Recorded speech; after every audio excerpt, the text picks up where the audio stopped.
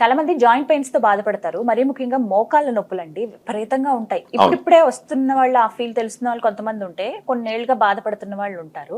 వీళ్ళకి అసలు ఏమేమి ఆప్షన్స్ ఉన్నాయి? తగ్గించుకునే మార్గాలు ఏమైనా ఉన్నాయా అసలు? మోకాళ్ళ నొప్పులు వయసు రీత్యా వచ్చేదండి అది. లేదంటే ఒక ఆక్యుపేషనల్ డిసార్డర్ అని కూడా అనొచ్చు. అంటే సరైన ఫిజికల్ యాక్టివిటీ లేకుండా, లేదా వెయిట్ ఎక్కువ ఉండి, ఇలాంటి వాటి వల్ల వచ్చేది. లేదంటే ఎక్కడైనా దూకినప్పుడు, ఏదైనా చిన్న యాక్సిడెంట్ జరిగినప్పుడు వచ్చేది. ఈ మోకాళ్ళ నొప్పులు వచ్చినప్పుడు ఉన్న కొన్ని ఆప్షన్స్ గురించి చెప్తాను నేను మీకు.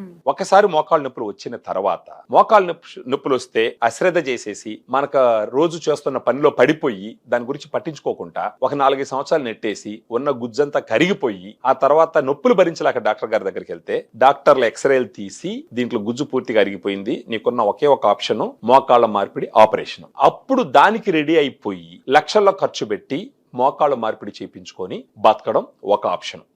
సెకండ్ ఆప్షన్, మోకాళ్ళల్లో ఇంజెక్షన్ వేస్తాము, గుజ్జు పెట్టిస్తామని చెప్పేసి చాలా మంది మాట్లాడుతుంటారు. ఆ మోకాళ్ళల్లో గుచ్చినప్పుడు గుజ్జు పెట్టేటటువంటి ఎవిడెన్స్ అంత గ్రేట్ గా లేదు సైంటిఫిక్ లిటరేచర్ ప్రకారం. అది పర్మనెంట్ సొల్యూషన్ అయితే కాదు.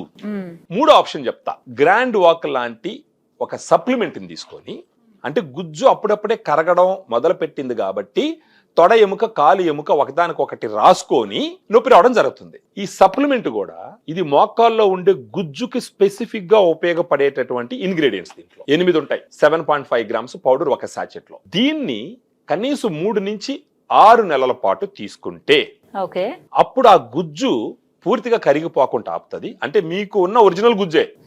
ఆ తర్వాత నొప్పులు తగ్గుతాయి, పెరుగుతుంది. ఆపరేషన్ చేసుకోవాల్సిన అవసరం కొన్ని సంవత్సరాల పాటు ఉండదని ఎవిడెన్సెస్ చెప్తున్నాయి.